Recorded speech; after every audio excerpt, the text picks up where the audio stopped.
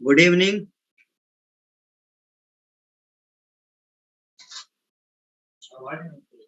आवाज नहीं खुल रही क्या? ओपन तो किए हैं, आ रही है।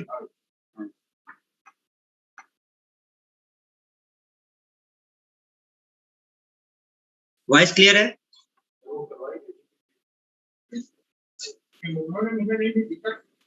वीडियो वॉइस दोनों चीज क्लियर एवरीवन?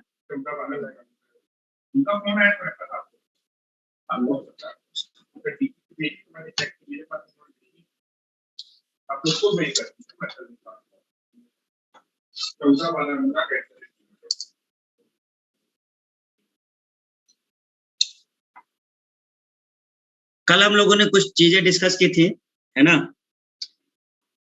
तो इस पर बेस्ड जो केवल टिक लगाए हैं, बस केवल वो क्वेश्चन देखने हैं, है ना, जो केवल टिक लगे हैं। हाँ, गुड इवनिंग सभी को, गुड इवनिंग।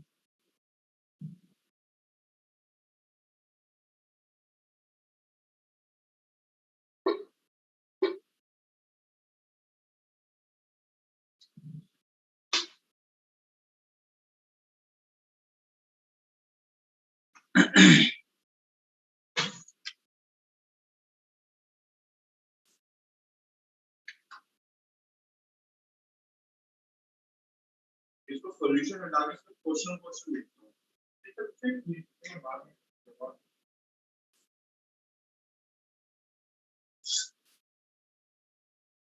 देखो क्वेश्चन इसमें देखना सभी।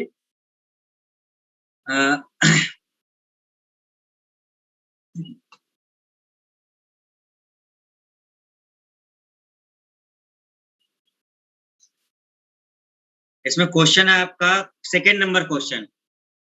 तो कल की जो क्लास हुई है उस पर रिस्पेक्ट में सेकेंड नंबर क्वेश्चन क्या है? भारत के लिए समुद्री मार्ग की खोज का श्रेय किसे जाता है? तो समुद्री मार्ग की खोज का श्रेय किसको जाएगा? पुर्तगाली। वास्को डी गामा आया था, वही पुर्तगाली है। ठीक है। Question number fourth, cape of good hope के रास्ते भारत तक के समुद्री रास्ते की खोज किसने की थी?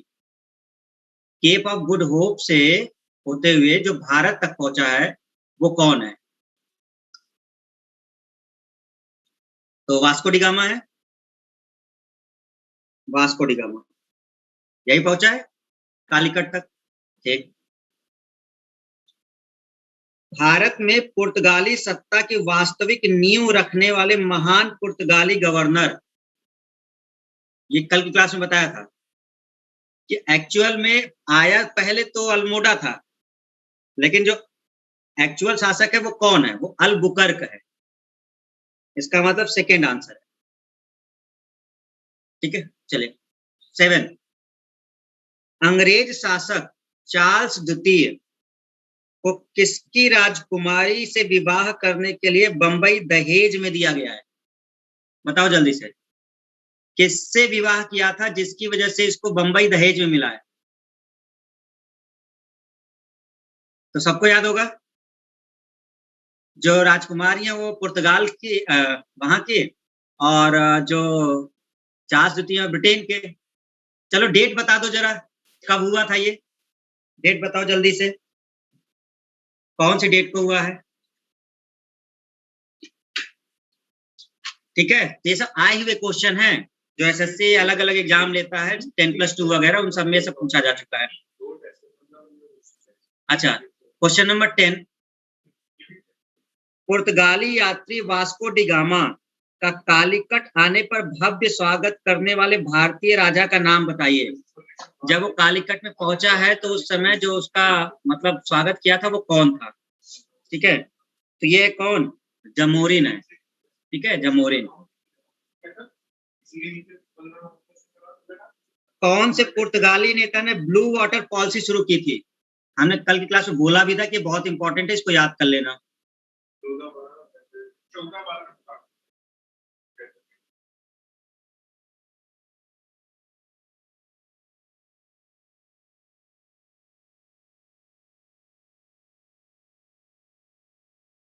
ठीक है, क्लियर सबको?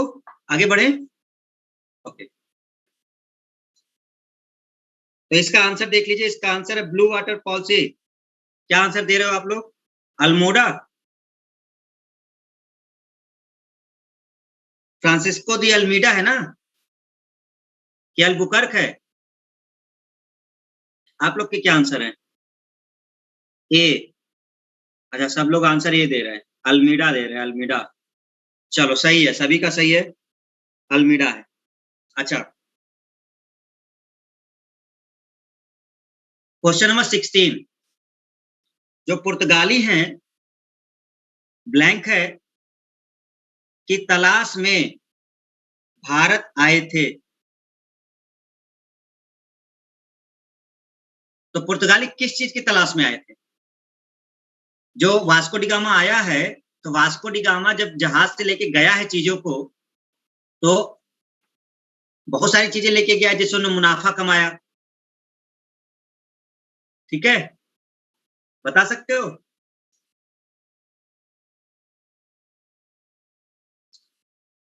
अरे सिंपल सा था ना क्वेश्चन, सबको पता होगा ये। मसाले, कहा नहीं था कि साउथ में जब आया तो काली कट तो काली मिर्च वगैरह और ढेर सारी मसाले वगैरह लेके गया था, जिससे उसको बहुत सारा फायदा मिला था, लगभग 60 गुना तक कमा लिया था उसने। तो एक प्रकार से मसाले ही थे। लास्ट क्वेश्चन 17, मतलब 17 क्वेश्चन। वास्को डी गामा 1498 में भारत में कहा आया था? कालीकट आया था। ठीक है, कालीकट आया। 20 नंबर क्वेश्चन।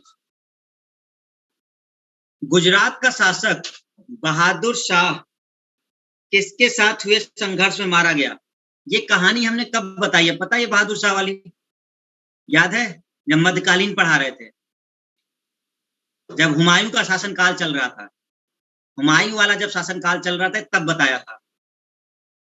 बहादुर शाह गुजरात में था, और हुमायूं जब यह आक्रमण करके वापस लौट गया है, तो बहादुर शाह गुजरात में था, तो इसको बार बार ये परेशान कर रहा था। तो पुर्तगालियों ने इसको मीटिंग के लिए बुलाया जहाज पर, और फिर वो जहाज से नीचे फेंक दिया था समुद्र में। बताया था ना कि बहादुर शाह इसी तरह मरा था। तो पुर्तगालियों ने जहाज पे बुलाया था, फिर उसको वहीं समुद्र में फेंक दिया था। ये क्वेश्चन पूछा जा चुका है। तो बहादुर शाह, ये हुमायूं के समय की बात चल रही है, हुमायूं शासक थे उस समय, उसके समय की बात चल रही है ये। तो इसके किसके संघर्ष में मारा गया? पुर्तगालियों के। तो पुर्तगालियों ने अपने जहाज पे इसको बुलाया था, और फिर वो मीटिंग वगैरह करने में तो निपट गया। ये इतने सारे क्वेश्चन, बाकी सब भी हम कराएंगे, लेकिन अभी वो पढ़े नहीं हो, अभी खाली पुर्तगाली पढ़े हो, तो केवल पुर्तगाली वाले क्वेश्चन है। ठीक है, बाकी धीरे धीरे हम लोग देखेंगे इसको। तो पुर्तगाली वाला क्वेश्चन आपका कंप्लीट हो गया। अच्छा, अब जो हम बात करते हैं, तो कल हम लोगों ने देखा है अपना टॉपिक जो था वो पुर्तगाली वाला था। इसको भेजेंगे सर ग्रुप में। किसको? सेट को? हाँ, वो डीपीपी रूप में, डीपीपी भेज देंगे। ठीक है, डीपीपी बन रही है, जब बन जाएगी हम सेंड करवा देंगे। तो देखिए, कल वाली क्लास में क्या, थोड़ा सा पीछे का रिवाइज कर लेते हैं, फिर आगे बढ़ते हैं जल्दी से। तो आज हम लोग डच देखेंगे। हमने आपको कल की कहानी बताई कि रोमन साम्राज्य चल रहा था, जिसमें पूर्वी और पश्चिमी रोमन था। तो पूर्वी रोमन साम्राज्य पे 1453 में किसने अटैक कर दिया था? ऑटोमन तुर्कों ने। ठीक है, और इसमें पूरा कब्जा कर लिया था। तो यहाँ से जो विद्वान थे वो सारे किधर भाग गए? पश्चिमी रोमन साम्राज्य की तरफ। और पश्चिमी रोमन साम्राज्य में मुख्यतः किधर? इटली वाले में। ठीक है, फिर भौगोलिक खोज वगैरह शुरू हुआ। तो इसमें जो शासक व्यापारी थे, इन लोगों ने बहुत हेल्प किया, और मेनली दो देश के लोग। वो दो देश के कौन थे? एक स्पेन और दूसरा कौन? पुर्तगाल। तो स्पेन में जो मेन यात्री था, स्पेन का यात्री हमने कल आपको बताया नहीं था, कोलंबस। स्पेन वाला कौन था? क्रिस्टोफर कोलंबस, जो उधर निकल जाएगा, अमेरिका की तरफ निकल जाएगा। ठीक है, तो वो स्पेन वाला था। इधर जो है आपका पुर्तगाल वाला। तो सबसे पहले कौन चलता है? Henry the navigator. कहां तक की यात्रा करता है? तो पुर्तगाल से निकल करके अफ्रीका के तट की यात्रा करता है। ठीक है, फिर दूसरा आता है बार्थोलोम्यू डियास। तो बार्थोलोम्यू डियास ये आगे तक बढ़ के जाता है, कहां तक? केप ऑफ गुड होप तक जाता है, नीचे। ठीक है, नीचे तक जाता है। फिर आएगा वास्को डी गामा, तो केप ऑफ गुड होप से होते हुए कालीकट पहुंच जाएगा। कालीकट मतलब भारत की तरफ, ठीक है, केरल वाले क्षेत्र में। तो हम कहते हैं कि समुद्री मार्ग से कौन पहुंचा था? वास्को डी गामा पहुंचा था। फिर है पुर्तगाली, तो पुर्तगाली में हमने देखा भाई वास्को डी गामा 1498, सब क्वेश्चन पूछे जा चुके हैं एक इसके। किस मार्ग से आया था? ठीक है, तो किस मार्ग से आया? बहुत सिंपल सा था कि समुद्री मार्ग से, और कहां पहुंचा था? कालीकट पहुंचा था, ठीक है, कालीकट पहुंचा था। तो ये कालीकट पहुंचा है, और शासक कौन है उस समय का वहां? जमोरिन है। कौन सा शासक? जमोरिन, ठीक है। चलिए, कौन सा गुजराती पथ प्रदर्शक था? वो था मजीद, इब्न मजीद, ठीक है, उसके थ्रू। अब इसके बाद अगर हम लोग देखते हैं तो गवर्नर की बात की थी हमने, 3 मुख्य गवर्नर। एक पहला कौन था? Francisco de Almeida. दूसरा कौन था? Alfonso de Albuquerque. और तीसरा कौन था? Nino da Cunha. तीनों याद हो गए होंगे। फ्रांसिस्को डी अल्मीडा प्रथम गवर्नर बन के आया था। ब्लू वाटर पॉलिसी, ये क्वेश्चन देखो पीछे पूछ भी लिया है इसने, ठीक है, क्वेश्चन पूछा जा चुका है। और ये इसका एक मकसद था ब्लू वाटर पॉलिसी का, कि हिंद महासागर में जो व्यापार था उसको कंट्रोल करना था। तो यही इसका मेन मकसद था, ठीक है, पूरे क्षेत्र पे कब्जा करना। अच्छा, फिर अगर हम इसमें देखते हैं तो इसमें और क्या है? अल्फांसो द अल्बुकर्क, इसके लिए कुछ पॉइंट्स थे। अब इसके लिए क्या पॉइंट था? 1509 में गवर्नर बन के आया, ठीक है, क्योंकि 1505 से 1509 कौन था? अल्मीडा था। ये क्वेश्चन अभी पूछा था, वास्तविक सत्ता का संस्थापक, यह भी अभी क्वेश्चन था पीछे, तो कौन है? अल्फांसो दी अल्बुकर्क है। गोवा पे इसने अधिकार कर लिया था। गोवा किसके अधिकार में था? यूसुफ आदिल शाह के अधिकार में था। 1510 में अधिकार कर लिया बीजापुर। राजधानी क्या बनाई थी इसने? कोचीन बनाई थी, ये याद रखना है कि राजधानी कोचीन किसने बनाई है? अल्फांसो द अल्बुकर्क ने बनाई है, ठीक है। ये वो गवर्नर है जिसने सती प्रथा पर रोक लगाई थी, भारतीय स्त्रियों से पुर्तगाली पुरुष के विवाह को प्रोत्साहन दिया है, और इनका जो पहला दुर्ग है वो कोचीन में बना है, इसको हम लोग फैक्ट्री भी कहते हैं, ठीक है। और ये बात हो रही है 1503 की, ये सब पीछे डिस्कशन हुआ है, ठीक है। नीनो डी कुन्हा के लिए हमें एक बात याद रखनी थी कि इसने राजधानी को शिफ्ट कर दिया था, कोचीन से कहा? गोवा, ठीक है। अच्छा, इसमें एक और चीज था, अगर बहुत ज्यादा तो इंपॉर्टेंट नहीं है, लेकिन हुगली, हुगली कहाँ पड़ता है? कलकत्ता में, ठीक है। पुर्तगाली बस्तियां बसाई, पुर्तगाली बस्तियां बसाई, ठीक है। तो असल में इसने क्या, कई सारे क्षेत्रों में, जो कलकत्ता वाला क्षेत्र था, तो वहां पे जो हुगली है उस वाले क्षेत्र पर इसने पुर्तगाली बस्तियां बसानी शुरू कर दी थी, ठीक है। और देखो, ये इसलिए बता रहे हैं ना, इससे एक ऑब्जेक्टिव बन सकता है। वैसे तो आपके उसमें नहीं बना, स्टेट में बना है, पीसीएस वगैरह में ये क्वेश्चन बन चुका है, तो इसलिए हम बता दे रहे हैं कि मान लो कभी रिपीट हुआ तो क्या होगा। क्वेश्चन इस तरह से बना हुआ है कि कलकत्ता के क्षेत्र में जो हुगली क्षेत्र पड़ता है, हुगली क्षेत्र पड़ता है, वहां का प्रयोग पुर्तगाली किस चीज के लिए करते थे? मतलब कि ये एक ऐसा सेंटर बना लिए थे जो मतलब यहाँ से कुछ और भी वो करते थे। तो व्यापार तो था ही, लेकिन जो आसपास का एरिया है ना, खाड़ी का जो है बंगाल, अब कलकत्ता तो उधर है ना, बंगाल की खाड़ी के आसपास, लास्ट उधर ही पड़ेगा बंगाल, समझ रहे हो, पश्चिम बंगाल, सब लोग समुद्र वाले उसके तरफ, ठीक है। तो ये लोग लूट मार के लिए प्रयोग करते थे इसका, लूट मार करने के लिए, समझिए हमारी बात। तो हुगली का प्रयोग ये लोग लूट मार करने के लिए करते थे, ठीक है। तो पुर्तगाली लोग ही क्या करते थे? तो ये एक सेंटर बना लिया था। तो व्यापार तो करते ही थे, लेकिन आसपास के जो क्षेत्र थे, ये सेंटर बनने की वजह से वो बड़ा अटैक कर सकते थे आराम से, कि कोई व्यापारी अगर आया है समुद्री मार्ग वगैरह से, तो पास का सेंटर था ये हुगली, और यहाँ से वो अटैक कर देते थे। तो ये चीजें बनती थी पुर्तगालियों के लिए। तो ये कभी पूछ लिया तो बस ध्यान रखिएगा। मुंबई की कहानी जो है ये आपको समझा चुके हैं, 1661 का क्वेश्चन पूछा जा चुका है, आपने देख ही लिया, ठीक है। 68 और 67 भी, 87 भी याद कर लेना। देखो, 61 में क्या हुआ था? तो शादी हुई थी, चार्ल्स द्वितीय इंग्लैंड और कैथरीन पुर्तगाल, दहेज में ब्रिटिश को मुंबई मिला था। फिर 68 में मुंबई को ब्रिटिश ईस्ट इंडिया कंपनी को दे दिया इन्होंने, 68 वाला याद कर लेना, ठीक है। 87 में क्या हुआ था? तो मुंबई को इन्होंने अपना मुख्य केंद्र बना लिया था। पहले क्या था? सूरत था, भूलना मत, इस चीज को याद रखना। पुर्तगालियों का योगदान क्या है? तो प्रिंटिंग प्रेस की शुरुआत की है, यूरोप की यांत्रिक घड़ी आने का श्रेय है, जहाज निर्माण की शुरुआत हुई है भारत में, और तंबाकू जो मेन फसल मानी जाती है वो, इसके अलावा लाल मिर्च, आलू, मक्का, काजू, संतरा, पपीता, मूंगफली, ये सब लेके आए, ट्रिक था इसमें एम कोफ्ता। एम से बना था मक्का, के से काजू, ओ से ऑरेंज, पी से पपीता, टी से तंबाकू और ए से आलू। ठीक है, आने का क्रम लास्ट में हमने आपको बताया था कि आने का क्रम क्या है, तो इसको तो याद करना ही करना है। पहले कौन आया है? पुर्तगाली। फिर कौन आया है? डच। फिर कौन आए हैं? ब्रिटिश। फिर आए हैं डेनिश, और फिर कौन आए हैं? फ्रांसीसी। P D B D F. तो P D B D F. P से आपका पुर्तगाली हो गया, डी से डच हो गया, बी से ब्रिटिश हो गया, डी से डेनिश हो गया, और एफ से फ्रांसीसी। डेनिश किसको कहते हैं? डेनमार्क के निवासियों को कहते हैं। डेनिश किसको कहा जाता है? डेनिश उनको कहा जाता है जो डेनमार्क के हैं, ध्यान रखिएगा। डेनिश डेनमार्क के निवासियों को कहा जाता है। देवेंद्र कह रहे हैं कि बहुत तेज चल रहे हैं सर आप। अरे भैया, तो हम रिवीजन करा रहे हैं। कहाँ थे कल तुम? कहाँ हो देवेंद्र? ये कल की क्लास है, ये आज की क्लास नहीं है। ये कल पढ़ाए हैं पूरा, तो उसी को हम रिवाइज कर रहे थे। रिवाइज ऐसे ही होता है। अब क्या सोच रहे हो 1 घंटा रिवाइज कराएं? हैं देवेंद्र सर बहुत तेज चल रहे हैं। हाँ सर जी, कालीकट केरल में या कलकत्ता में है? कौन है? इसको अभी तक यही नहीं पता चला कालीकट कहाँ है। पुर्तगाली खत्म होने वाले हैं, कह रहा है कालीकट कहाँ। ठीक है, कालीकट दक्षिण भारत केरल की तरफ है। साउथ इंडिया में आए थे वो। कलकत्ता आपका इधर पूरब की तरफ पड़ेगा, ऊपर। तुम लोग एक तो मैप रखो साथ में, हम बता रहे हैं सही।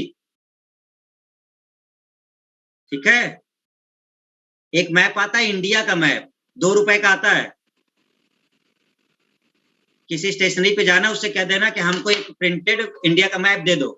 न मिले तो मेरे पास है ना, फोटो स्टेट करा के दे देंगे तुमको।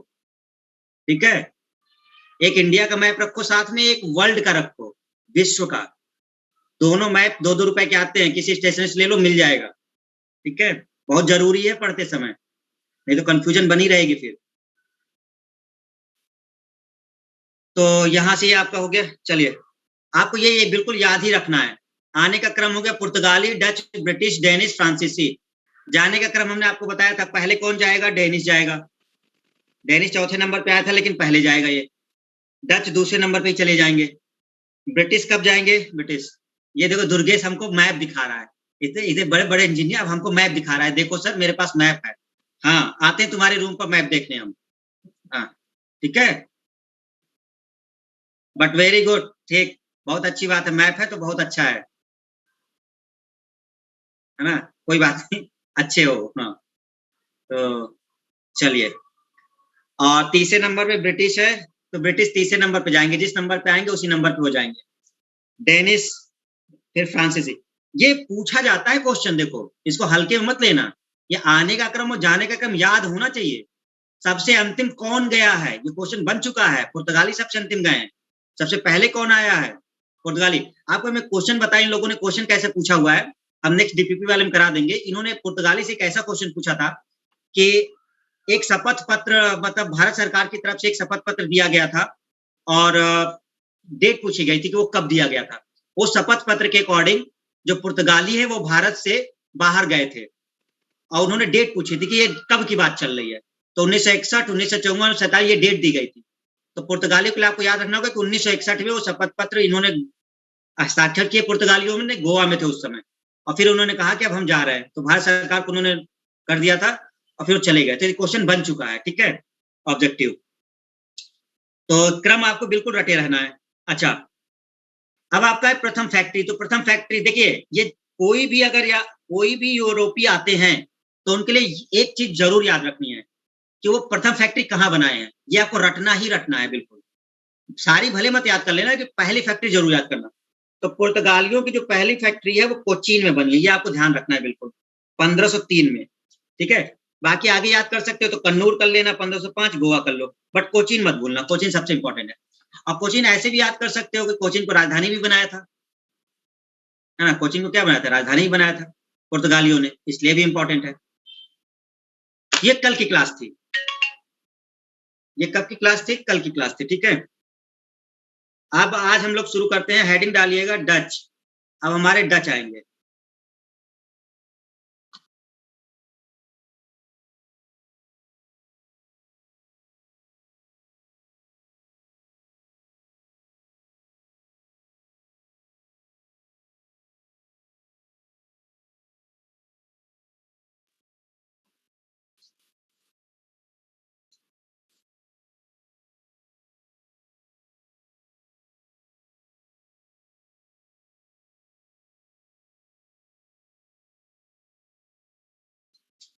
अब हेडिंग डालिए डच। देखिए, सबसे पहले हमने क्या बताया आपको कि कौन आए थे? पुर्तगाली आए थे पहले नंबर। तो हम लोगों ने मेन मेन पॉइंट पुर्तगालियों के देख लिए। अब दूसरे नंबर पे कौन आए हैं? तो अब डच आए हैं। तो अब हम लोग देखेंगे डच के लिए, ठीक है। पहला पॉइंट समझना है डच के लिए, ये है कौन? डच लोग कौन है? हॉलैंड या नीदरलैंड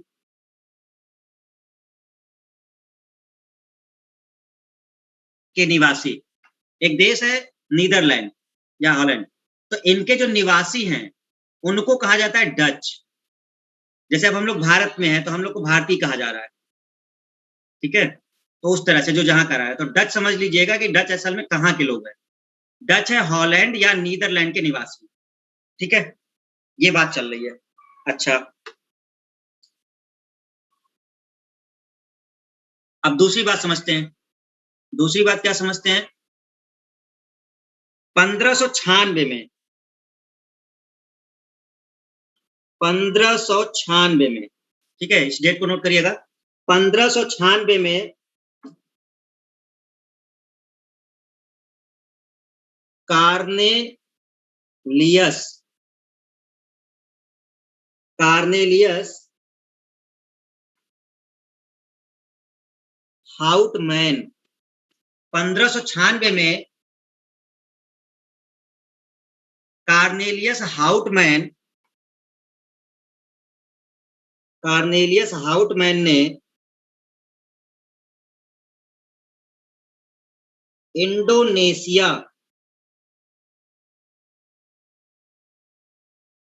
क्षेत्र में गया।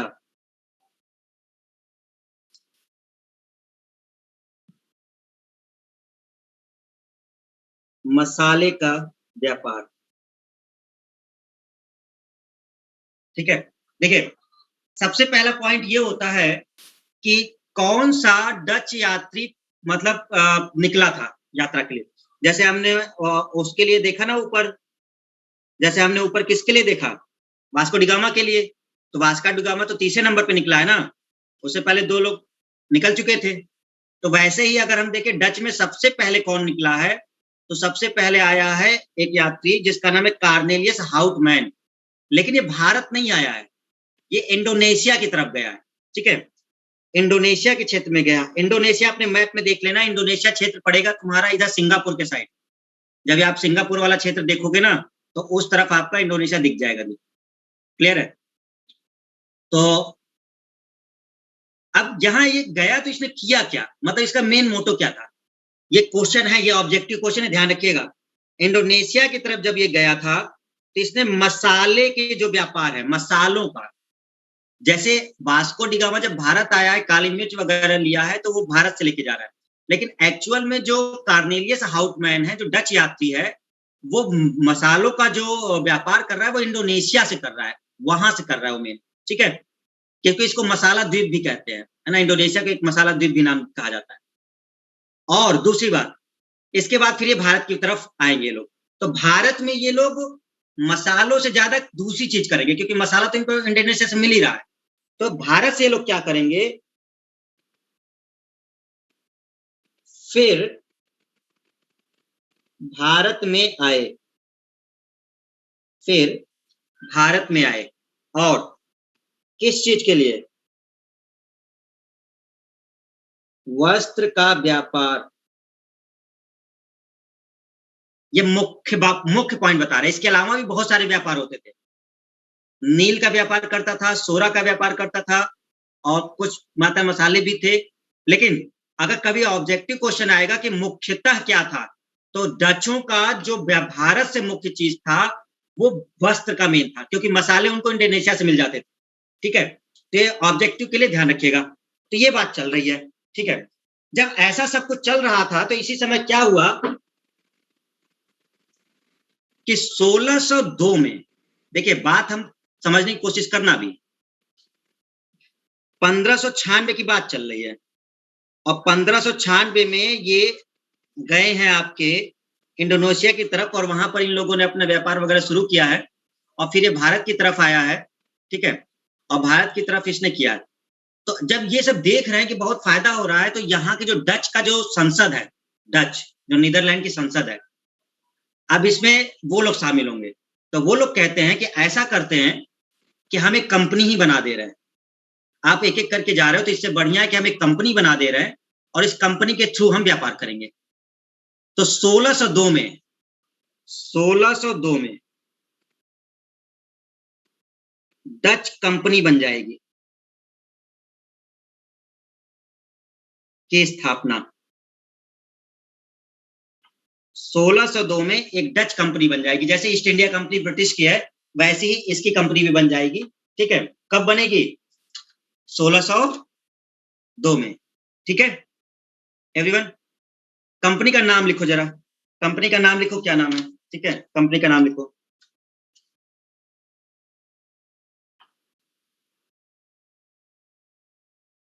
Dutch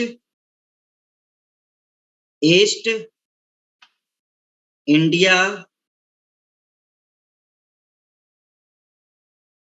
company, Dutch east India company. ठीक है, तो जैसे हम ब्रिटिश का ईस्ट इंडिया कंपनी कहते हैं वैसे डचों की है। तो ये शब्द है हिंदी में, डच की भाषा अलग है। अगर आपको डच की भाषा समझने कि डच का क्या भाषा था, तो वो हम बता दे रहे हैं कि उसकी भाषा में क्या था। डच की भाषा में क्या था?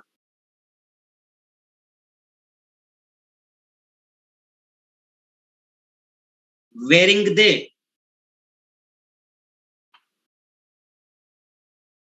ओस्ट इंडिसे कंपनी, ये है नाम। ठीक है, एक्चुअल नाम ये है जिस नाम से वो स्टेब्लिश हुई। तो जिस नाम से वो स्टेब्लिश हुई थी वो ये नाम है, वेरिंगदे ओस्ट इंडिसे कंपनी, जिसको हम लोग अपने हिंदी भाषा में डच ईस्ट इंडिया कंपनी कहेंगे। ठीक है, समझ में। लेकिन इसको याद रखना, मान लो ऑप्शन में यही लिख दिया, डचे वाला दे दिया, तब कहां से ढूंढते रहोगे? वेरिंगदे करते रहोगे फिर वहां पे, है ना? तो कम से कम मतलब इतना रहे कि एक आध बार उसका नाम पढ़े रहे कि मतलब पता चल जाए, है ना? तो ये 1602 में स्थापना करी। अब देखिए इससे फायदा क्या हुआ। अब एक प्रकार से एक सिस्टमैटिक ढंग से चीजें चलेंगी। अब सारा कंट्रोल डच सरकार करेगी। तो डच सरकार ने इस कंपनी को बनाया 1602 में और कहा कि जाइए अब आप भारत से लेकर के जो भी एशिया के क्षेत्र हैं वो सब पे आप जो करना है सब अधिकार दे दिए थे। 21 साल का अधिकार दिया था वहां के संसद ने कंपनी को।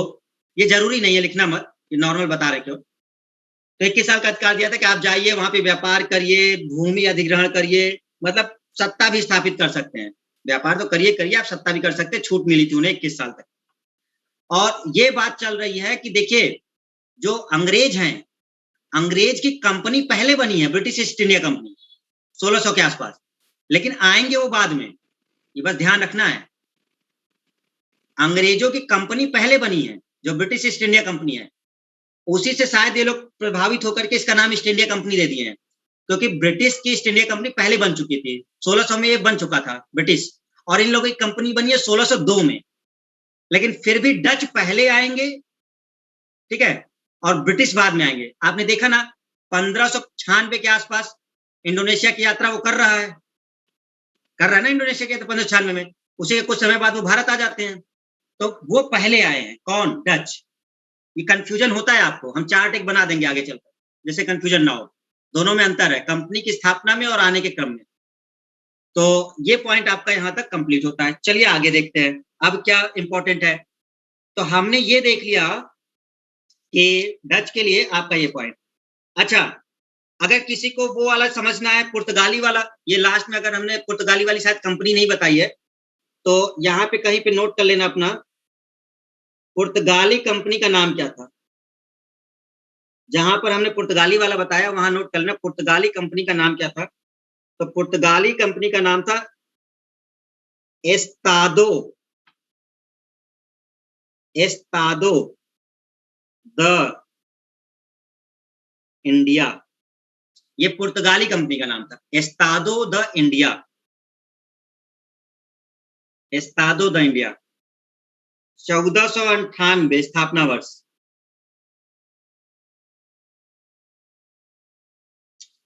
एस्तादो द इंडिया, ठीक है। परेशान ना होना, इन्होंने भी क्या किया, देखो अब इसको समझो, बहुत आसान है। ब्रिटिश ईस्ट इंडिया कंपनी, अंग्रेजों ने अपनी कंपनी का नाम दिया था ब्रिटिश ईस्ट इंडिया कंपनी, ठीक। इसी से प्रभावित होकर के डचों ने लिख दिया डच ईस्ट इंडिया कंपनी, और पुर्तगालियों ने भी अपनी कंपनी का नाम दिया था पुर्तगाली ईस्ट इंडिया कंपनी। तो ईस्ट इंडिया कंपनी सबने लिखा है हिंदी के भाषा में, उनकी भाषा में वो अलग है क्योंकि उनकी लैंग्वेज डिफरेंट है। तो पुर्तगालियों के लैंग्वेज में उसको एस्तादो द इंडिया कहा जा रहा है, और डचों की लैंग्वेज में उनकी कंपनी को क्या कहा जा रहा है, डच ईस्ट इंडिया कंपनी या बेरिंगदे ओस्ट इंडीज कंपनी। आगे बढ़ सकते हैं। अब तो स्पीड ठीक है देवेन, कहाँ बैठे हो। हाँ, ठीक चल रहा है स्पीड, चलो अब इंपॉर्टेंट पॉइंट पे चलते हैं। तो ये चीज हो गई, अब आगे देखिएगा। थोड़ी देर पहले हमने क्या बताया था स्टूडेंट, कि जैसे कुछ होगा, ठीक, तो कंपनी वगैरह याद कर लिए। अब आप याद करेंगे किस चीज को, फैक्ट्री को, पहली फैक्ट्री। तो पुर्तगालियों की जो पहली फैक्ट्री बनी थी, पुर्तगाली की पहली फैक्ट्री कहाँ बनी थी, कोचीन में, ठीक है। तो डच के लिए देखेंगे कि डच के लिए डच की फैक्ट्री कहाँ बनी है।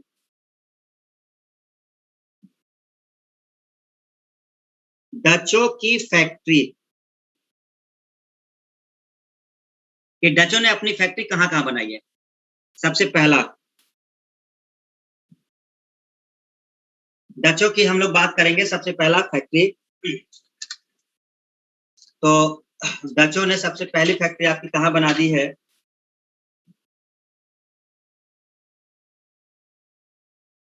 बंगाल में बनाई है इन्होंने, ठीक है।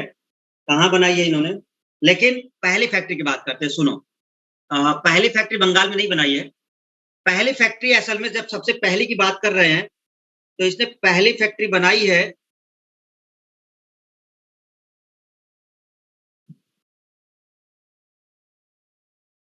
मसूलीपट्टम, ठीक है। और ये बनाई है 1605 में, मसूलीपट्टम, या इसी को मसूलीपट्टनम भी कहते हैं, वही नाम है, मछलीपट्टनम भी कहते हैं। तो इसी चीज से आपका ये शब्द है। और ये एक्चुअल में है कहां पर, आंध्र प्रदेश में, ये आंध्र प्रदेश में मसूलीपट्टनम। तो पहली फैक्ट्री जो डचों की है वो मसूलीपट्टनम पे है, इसको मसूलीपट्टनम भी कहते हैं, मछलीपट्टनम भी कहते हैं, ठीक है। तो मसूलीपट्टनम में है आपका, और ये 1605 की बात है। देखिए बहुत आसान है, 1602 में कंपनी बन के आ चुकी है, 5 में इन्होंने फैक्ट्री स्थापित कर दी है, सीधी सी बात है। दूसरी जो कंपनी है, दूसरी जो स्टेब्लिश करेंगे,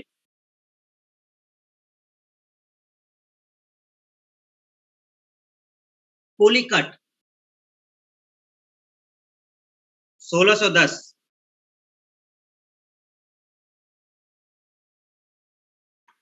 तमिलनाडु, ठीक है, तमिलनाडु। तीसरी जो ये स्टेब्लिश करेंगे, सूरत,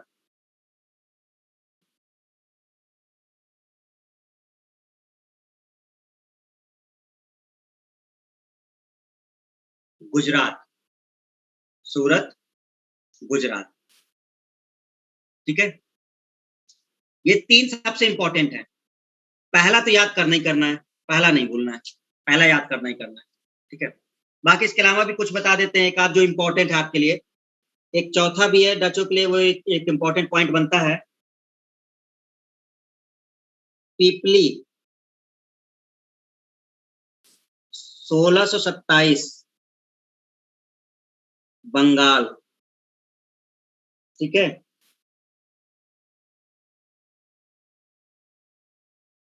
चिनसुरा,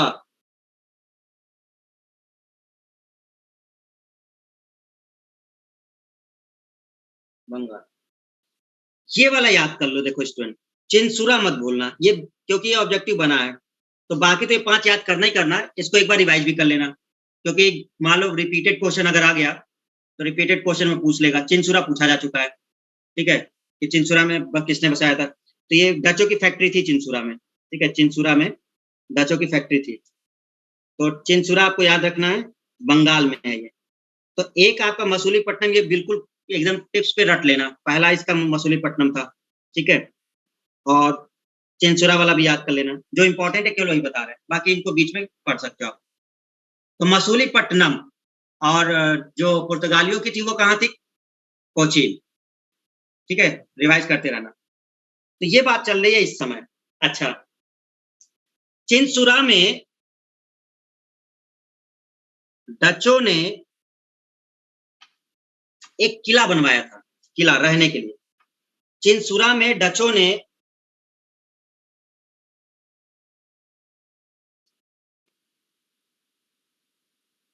गुस्तावुस फोर्ट बनवाया था।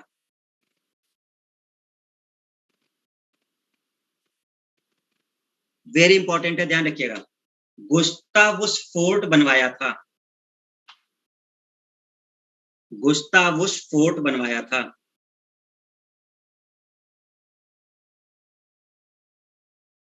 गुस्तावुस फोर्ट बनवाया था, याद कर लीजिए, डचों ने कहा बनवाया था, ये। तो ये एक इंपॉर्टेंट पॉइंट था इनके लिए, ठीक है।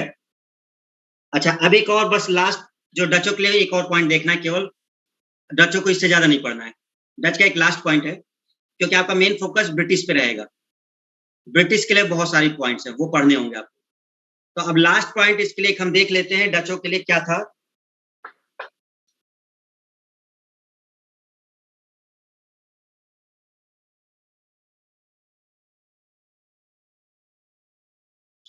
वेदरा का युद्ध, नोट करो इसे, वेदरा का युद्ध, देखो, वेदरा का युद्ध,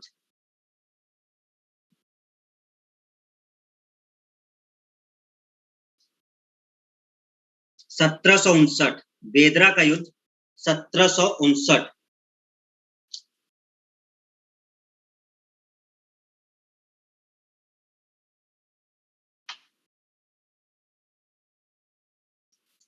डच प्लस अंग्रेज,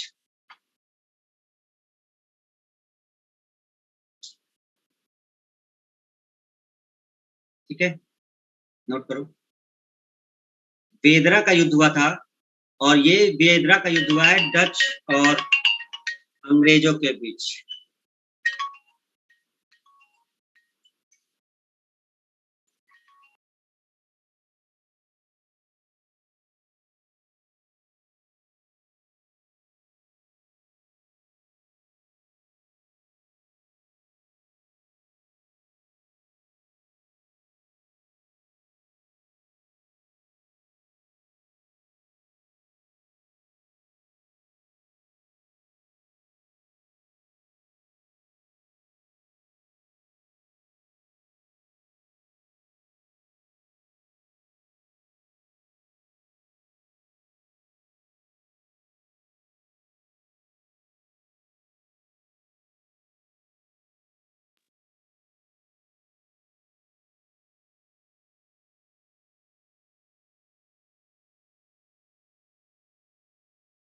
ठीक है, देखिए क्या हुआ, वेदरा का युद्ध हुआ 1759 में, और ये युद्ध हुआ डच और अंग्रेज के बीच। अंग्रेज में जो नेतृत्व कर रहा था वो क्लाइव कर रहा था, क्लाइव कर रहा था। वेदरा कहाँ पड़ता है, बंगाल में पड़ता है। वेदरा कहाँ पड़ता है, बंगाल में पड़ता है। तो अब जब आप इसको आप समझोगे ना, तो एक्चुअल में बंगाल का गवर्नर जनरल है क्लाइव, ठीक है। जो रॉबर्ट क्लाइव है, ये बंगाल का गवर्नर जनरल है उस समय। तो बंगाल में ये युद्ध हुआ है बेदरा में, और ये वो युद्ध है जिस युद्ध के बाद डचों की शक्ति एकदम खत्म हो जाएगी। अब इनको भारत से निकलना ही निकलना है, अब इनके लिए भारत में कुछ नहीं रह गया। तो ये जो युद्ध हुआ है बेदरा का ना, एक प्रकार से इनका एकदम अंतिम है। अब कुछ सालों के बाद डच भारत को छोड़ देंगे। तो कहा जाता है कि कौन सा ऐसा युद्ध हुआ था जिसके बाद डचों की एकदम मतलब भारत में रहना मुश्किल हो गया, या यहाँ से उनका अंत होना शुरू हो गया है। यही युद्ध है, वो बेदरा का युद्ध हुआ है, जिसमें रॉबर्ट क्लाइव ने बहुत बुरी तरीके से डचों को हराया है। और आगे चल करके 1795-95 तक लगभग ये लोग निकलना शुरू हो जाएंगे, पूरा भारत छोड़ने लग जाएंगे। ठीक है, तो ये इसका मेन पॉइंट है। ठीक है, डचों के लिए ये आपका एक इंपॉर्टेंट पॉइंट था। तो यहां से हमने देखा कि जो मेन पॉइंट है वो आपका यही है ना। तो इसको रिवाइज कर लो, डच के लिए इतना ही है, डच के लिए और बहुत ज्यादा कुछ नहीं है ना। क्या पूछ रहे हो, बंगाल का गवर्नर है?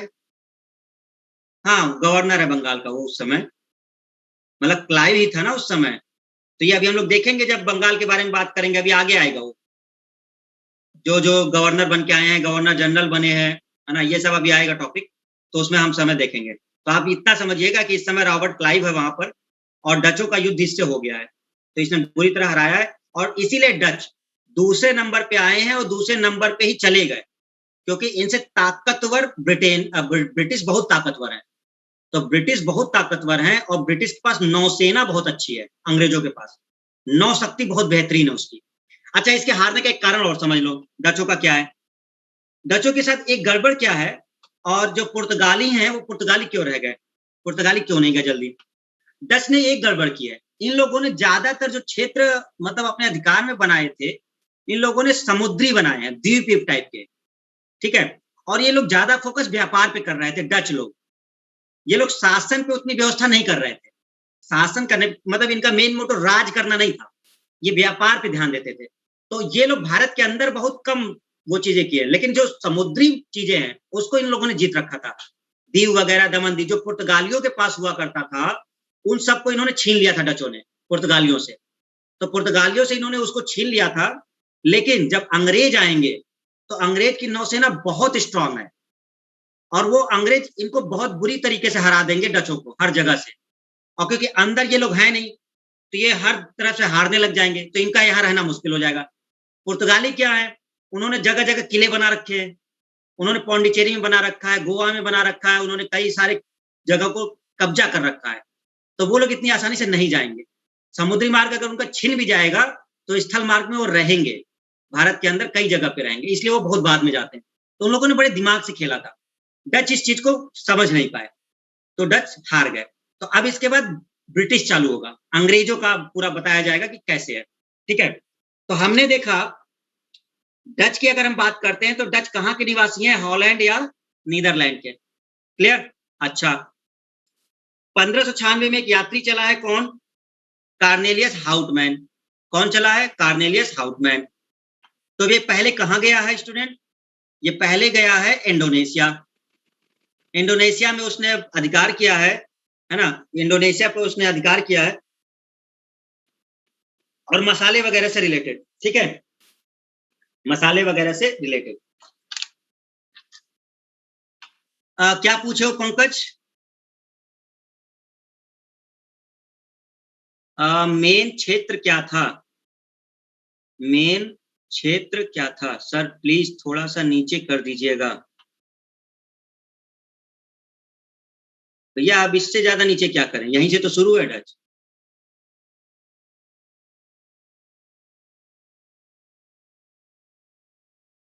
सर ईस्वी कब तक लगाया जाता है?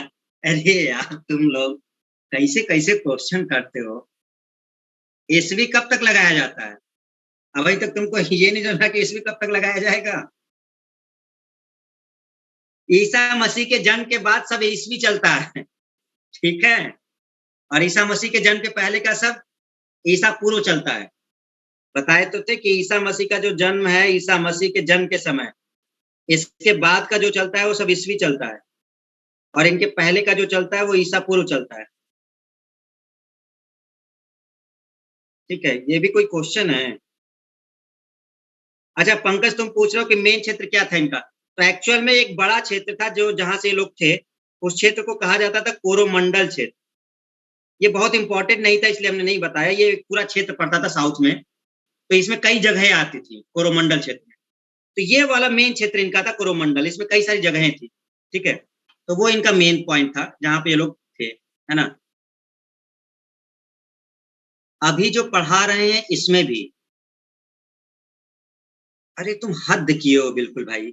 अभी जो भी पढ़ा रहे हैं सब ईस्वी है, एकदम खत्म होगा बिल्कुल।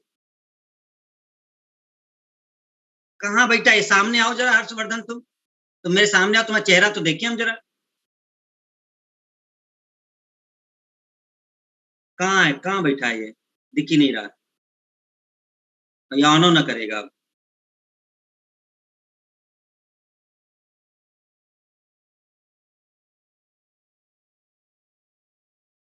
अरे भाई बहुत सिंपल है। अब एक बात बताओ तुम स्टूडेंट सब लोग, क्या अब मुझे ईसवी और ईसापुर लगाने की जरूरत है? जरा अपने दिमाग से बताओ। क्या अभी मुझे मतलब हम कहाँ चल रहे हैं, 16वीं शताब्दी में चल रहे हैं और अभी पूछ रहे हो कि ईसा पूर्व लगाएं कि ईसवी लगाएं? मतलब एकदम मैं बिल्कुल है एकदम। अब भैया ईसवी ईसा पूर्व लिखने की जरूरत ही नहीं है, ईसवी ही चल रहा है, हम न भी लिखेंगे तो ये ईसवी है, हम न भी लिखेंगे तो सब ईसवी चल रहा है, ठीक है। वेरी गुड, बहुत बढ़िया, बहुत सुंदर लग रहे हो हर्षवर्धन, एकदम हैंडसम हो तुम। हाँ ठीक है। अब अगला क्वेश्चन पूछ रहा है, मैं क्या बताऊं, तुम मिलो मुझे, तुम कोचिंग में मिलो, ठीक है, फिर हम तुम्हें बताएंगे सब क्वेश्चन का आंसर। कह रहा है सर कब तक ईसवी लगाएंगे? हाँ, जब तक चल रहा है, जब तक तुम जिंदा रहोगे तब तक ईसवी लगता रहेगा, बस इतना जान लो। तुम मर जाओगे उसके बाद का हमें नहीं पता, लेकिन जब तक तुम जिंदा रहोगे तब तक ईसवी लगता रहेगा, ठीक है। तो तुम इस चीज में न परेशान रहो, तुम्हारी जितनी उम्र है उतनी टाइम तक ईसवी लगता रहेगा, ठीक है। आगे आने वाली तुम्हारी पीढ़ी वो बताएगी कि वो ईसवी लगा है कि नहीं लगा है।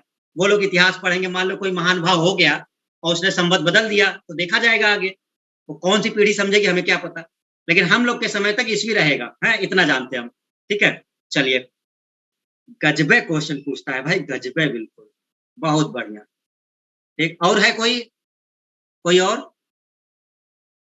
हाँ ठीक, और कोई नहीं है? रफिया, प्रीति, अरे पूछ लो भैया तुम लोग, अवंतिका,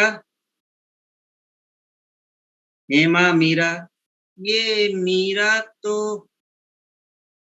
ये तुम तो पुराने स्टूडेंट हो ना,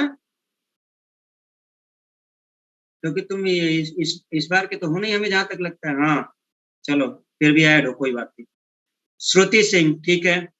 आशा, हाँ, और अच्छा अरुण, अरुण सब लोग ऐड हो गए हैं भैया, चलो बहुत बढ़िया। शिवम, शिवम के साथ कौन बैठा है बगल में? हाँ हाँ कर लो, कैमरा इधर कर लो, ठीक है, हाँ मत देखने दो, ठीक, ओके। तो चलिए बहुत अच्छी बात है। तो डच वाले की बात कर लिया हमने, तो डच में हम लोगों ने क्या देखा कि डच में सिंपल से पॉइंट जो हमारे बनते हैं क्वेश्चन, 1596 में कार्नेलियस हाउटमैन था, ये इंडोनेशिया पहुंचा, व्यापार के जो क्षेत्र थे उस पर अधिकार कर लिया, मसाले का। ये सब क्षेत्र पहले पुर्तगालियों के हाथ में है। देखो बहुत डिस्क्रिप्शन देने का जरूरत नहीं है क्योंकि आपके लिए इतना इंपॉर्टेंट नहीं है, जो ऑब्जेक्टिव बनता है उसके हिसाब से हम दे रहे हैं। ये जो इंडोनेशिया का क्षेत्र है पहले पुर्तगालियों के अधिकार में था, इस पे डचों ने आक्रमण करके इसको छीन लिया है, और फिर ये लोग वहां से मसाले वगैरह पे अधिकार कर लिए। फिर ये सब देखते हुए 1602 ईस्वी में डच कंपनी की स्थापना की गई, डच संसद के द्वारा, ठीक है। और इसका नाम है वेरिंगडे ओस्ट इंडिसे कंपनी। इसमें लगभग 17 सदस्य थे ये, ठीक है। अब ये सब जानना है, क्यों लिखना नहीं है। 17 सदस्यों की एक कंपनी बनाई गई थी जिसमें ये लोग थे, और सारा कंट्रोल डच संसद करती थी, ठीक है। तो ये लोग कंट्रोल किया करते थे। तो 1602 की बात ये चल रही है, भारत में आ चुके हैं, ठीक है। फिर ये भारत में आए तो भारत में इनका मेन उद्देश्य था वस्त्र का, सब कुछ कर रहे हैं, नील का व्यापार कर रहे हैं, सोरा का व्यापार कर रहे हैं, इसके अलावा ये लोग मसाले भी लेके जा रहे हैं, लेकिन सबसे इंपॉर्टेंट जो चीज थी वो वस्त्र था, क्योंकि मसाले तो ये लोग वहां से भी ले लेते थे इंडोनेशिया से। ये सब ऑब्जेक्टिव क्वेश्चन, इसलिए माइंड में रखे रहना। डचों की जो पहली फैक्ट्री है वो कहाँ पे बनी है, तो डचों की जो पहली फैक्ट्री मसूलीपट्टनम में बनी है। मसूलीपट्टनम कहाँ पर है, आंध्र प्रदेश में है। कब बनी है, 1605 में। कंपनी कब स्थापित हुई थी, 1602 में। तो उसके कुछ समय बाद इन्होंने कंपनी मतलब एक फैक्ट्री बना ली है। दूसरी इन्होंने बनाई है पुलिकट में, पुलिकट कहाँ पड़ता है? तमिलनाडु में, 1610। सूरत में इन्होंने बनाई है 1616, गुजरात। पिपली 27 बंगाल। चिंसुरा इसके अलावा भी है, ठीक है, पटना में भी बनाई है और भी कई जगह बनाई है, लेकिन जो सबसे इंपॉर्टेंट है वो आपकी है। तो यहां तक हम लोगों ने देख लिया। आपको मसूलीपट्टनम को नहीं भूलना है बिल्कुल भी, और एक चिंसुरा, इन दो को जरूर याद रखिएगा। चिंसुरा इसलिए भी इंपॉर्टेंट है क्योंकि यहाँ डचों ने एक अपना किला भी बनवाया है, इसलिए बहुत इंपॉर्टेंट है। और उस किले का नाम है गुस्तावुस फोर्ट। गुस्तावुस फोर्ट। तो ये डचों ने एक किला बनवाया है यहाँ पर, ठीक है। और वेदरा का युद्ध आपको ध्यान रखना है, 1759, डच प्लस अंग्रेज। अंग्रेज जीता है किसके नेतृत्व में? क्लाइव के नेतृत्व में। और यहीं से डचों के अंत शुरू हो चुका है। डच के लिए बस इतना ही है, इससे ज्यादा आपको अपने एग्जाम के लिए बिल्कुल भी ध्यान नहीं देना, ये सफिशियंट है। डच के लिए इससे ज्यादा आता ही नहीं है। हाँ, ब्रिटिश जब पढ़ोगे, आप अंग्रेज जब पढ़ोगे, अंग्रेज के लिए जितना पढ़ सकते हो उतना पढ़ो। अंग्रेज के लिए अगर आपको किताब में टॉपिक मिलता है, उस किताब के टॉपिक को उठाइए, पूरा पढ़िए, क्योंकि अब पूरा ब्रिटिश पे ही चलेगा, ठीक है, क्योंकि हमें पूरा अंग्रेजी पढ़ना है आगे तक। तो अंग्रेजों के लिए हमें एक एक पॉइंट अच्छे से देखना होगा कि अंग्रेज जब आएंगे तो वो लोग क्या करेंगे। तो 2 पॉइंट हमने आपको समझा दिया, ठीक है। चलिए आज हम आपको थोड़ा सा एक पॉइंट और बता देते हैं, कंपनियों की स्थापना वर्ष बता देते हैं, थोड़ा सा एक्स्ट्रा सारी कंपनियों के, ठीक है, फिर खत्म करते हैं। कल हम लोग ब्रिटिश शुरू करेंगे, अंग्रेज। तो पहले हम लोग देख लेते हैं कंपनी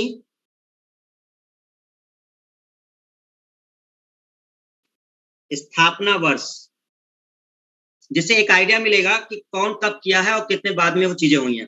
तो सबसे पहली जो कंपनी है,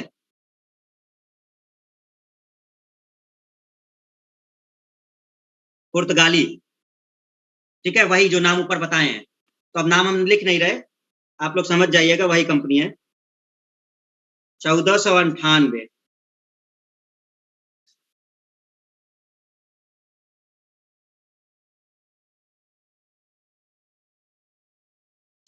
British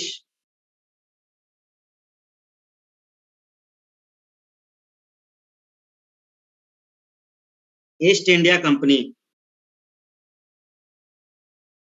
1600।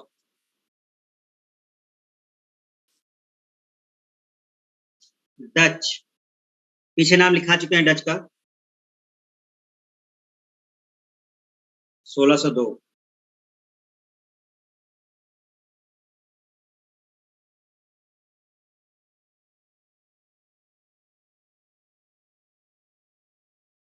Danish east India company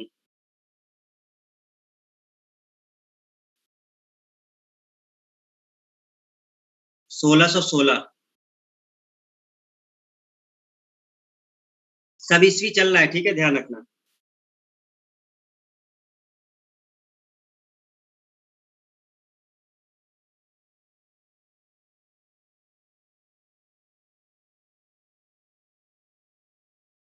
फ्रांसीसी ईस्ट इंडिया कंपनी 1664। एक्चुअल नाम इनके अलग है, ध्यान रखिएगा। अगर फ्रांसीसी का हम एक्चुअल नाम बताएं ना, तो इसका नाम जानिएगा क्या है? कंपनी देश, कंपनी देश।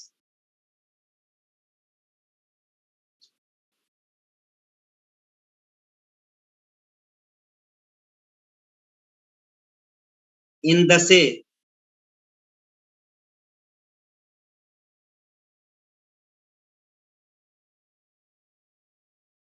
ओरिएंटलेस, ये इसका एक्चुअल नाम है जो फ्रांसीसी वाला है। कंपनी देश इंदसे ओरिएंटलेस। और वैसे जब नाम हम लोग देखेंगे तो नाम उसका नॉर्मल है, फ्रांसीसी का।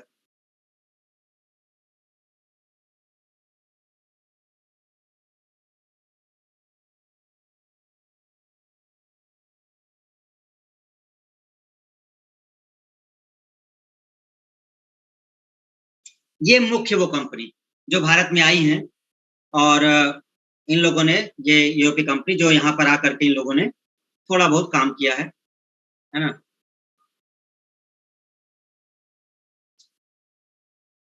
तो ध्यान रखिएगा, ये स्थापना वर्ष है। पुर्तगाली 1498, ठीक है। 1600 British east India company, 1602 Dutch, 1616 Danish, 1664 फ्रांसीसी। ठीक है, अब एक बात केवल समझना, अगर कभी क्वेश्चन पूछ ले कि आने का क्रम, तो आने का क्रम पीछे बता चुके हैं, लेकिन आप यहां से ये चीजें याद कर सकते हो। बताएं कैसे? केवल एक स्थान बदलना है, बस केवल एक स्थान बदलना है। ब्रिटिश को नीचे कर दो और डच को ऊपर कर दो। मतलब समझिए, स्थापना का जो वर्ष है, स्थापना का जो वर्ष है वो ये है, लेकिन अगर हमें कहना है कि आने का क्रम क्या है, तो डच पहले आए हैं ना। अभी बताया ना आपको पीछे कि डच पहले आए थे, तो स्थापना में कंपनी ब्रिटिश की पहले बनी है, लेकिन आई ये बाद में है। इसका मतलब अगर हमें यहां से ये पता करना हो कि कौन पहले आया, तो बस आपको स्थान शिफ्ट करना है। डच वाले दूसरे नंबर पे चले जाएंगे, और ये कब? आने के क्रम में। हाँ या ना? अगर कंफ्यूजन है तो फिर ये सब करने की जरूरत नहीं है, ध्यान रखिएगा। तो यहां मत करना, नहीं तो बहुत महान हो तुम लोग। हम पढ़ाते पढ़ाते इतना तो समझ चुके हैं, पढ़ाते हुए तो हम समझ ही गए हैं कि इतने महान महान हमारे इंजीनियर बैठे हैं ना, कि हम बताना कुछ और चाहेंगे, वो कुछ और समझ लेंगे, और फिर कहेंगे सर ने बताया था, देखिए नोट्स में लिखा है। हाँ, तो वो कुछ और उसको डिस्क्राइब कर देंगे। तुम इतना ही समझो, ठीक है। कंपनी ये और स्थापना वर्ष, पीछे हमने आपको क्रम बता ही दिया है आने वाला। तो इन दोनों में देखो क्रम क्या था, आने का क्रम क्या था? P D B D F, ये आने का क्रम था। तो पहले कौन थे? पुर्तगाली, फिर कौन थे? डच, फिर कौन थे? ब्रिटिश, फिर थे डेनिश, और फिर थे फ्रांसीसी। तो ये आने के क्रम में देखो डच पहले है ना, दूसरे नंबर पे है ना डच, लेकिन कंपनी की स्थापना में डच कौन से नंबर पे है? तीसरे नंबर पे। बस यही समझा रहे हैं कि आए वो पहले हैं, डच पहले आए ब्रिटिश से वो पहले आए, लेकिन कंपनी बाद में बनी। बस इतनी सी बात हम समझा रहे, ठीक है। तो ये बस एक पॉइंट था जो आपको समझना था। तो इतना सब कंप्लीट हो गया। तो ये भी आपको अपने माइंड में थोड़ा ध्यान रखना है। नेक्स्ट हम लोग ब्रिटिश वाला अब कल देखेंगे, आज नहीं देखेंगे ब्रिटिश का, ठीक है।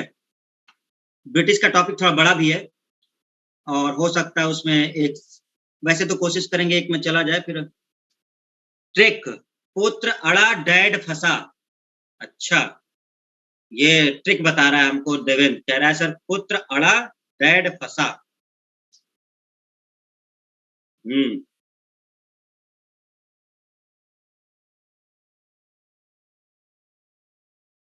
पुत्र अड़ा, हिंदियों लिखने इसको ना आती, अड़ा अड़ा लिखे, डैड फंसा, ठीक। हम्म, पुत्र अड़ा डैड फंसा।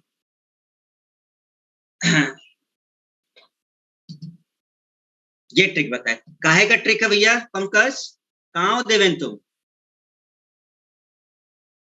काहे का ट्रिक है ये? कंपनी की स्थापना का या आने का? लिखो, अरे सुनाई नहीं दे रहा है पगले, टाइप करो, आवाज नहीं आ रही है।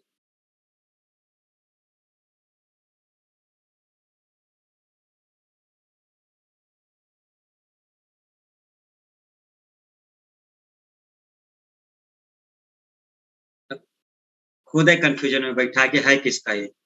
है कंपनी स्थापना है, कंपनी स्थापना है, पुर्तगाली, ठीक है। ये कौन है? डच, ये है Dennis.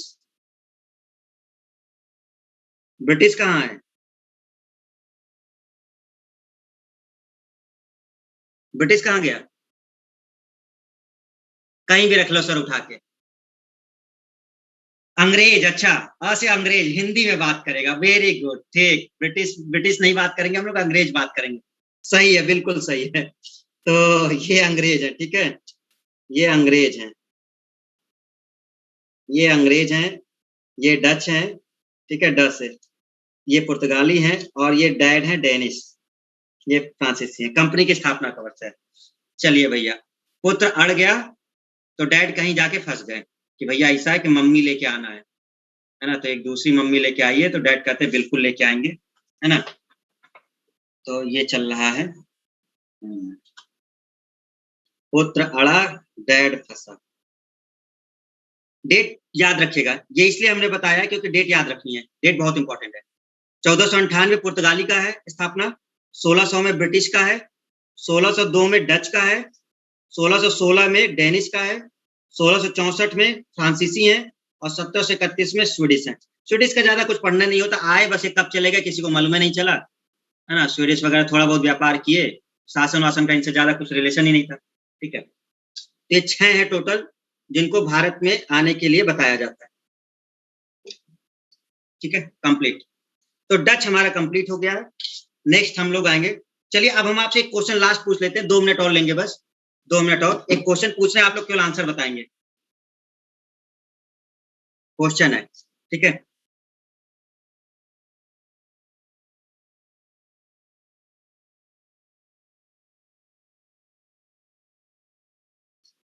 Vasco da Gama, Columbus,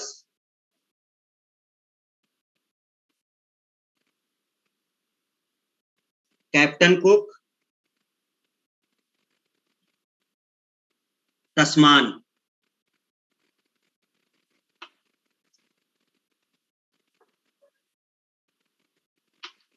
पुर्तगाली, स्पेन, ब्रिटेन, हॉलैंड। आपको बताना है कि यात्री किस देश के हैं, कौन से यात्री किस देश के, मैचिंग करनी है।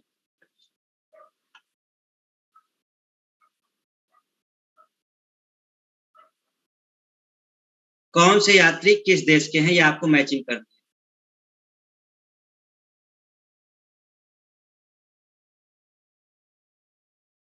ऑप्शन है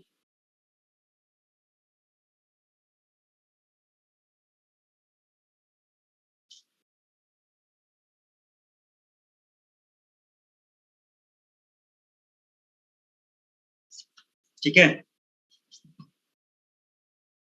तो ये ए से मैचिंग है ABCD की, तो ये क्रम है क्या, ये क्रम सही है कि 1 2 3 4 करेक्ट मैच हो रहा है, ठीक है। दूसरा 1 2 4 3,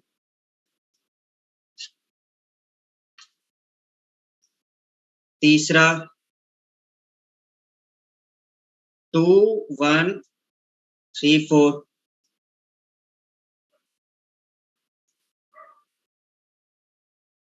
और चौथा जो है आपका डी, सब वैसा हो गया। 2 1 4 3, जल्दी बताइए which option is correct, which option is correct.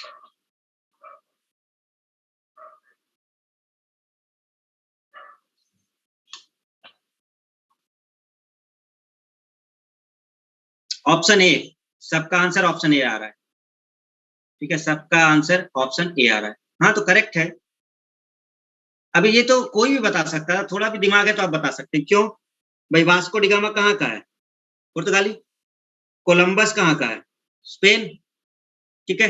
बचे 2 लोग, कैप्टन कुक और ये।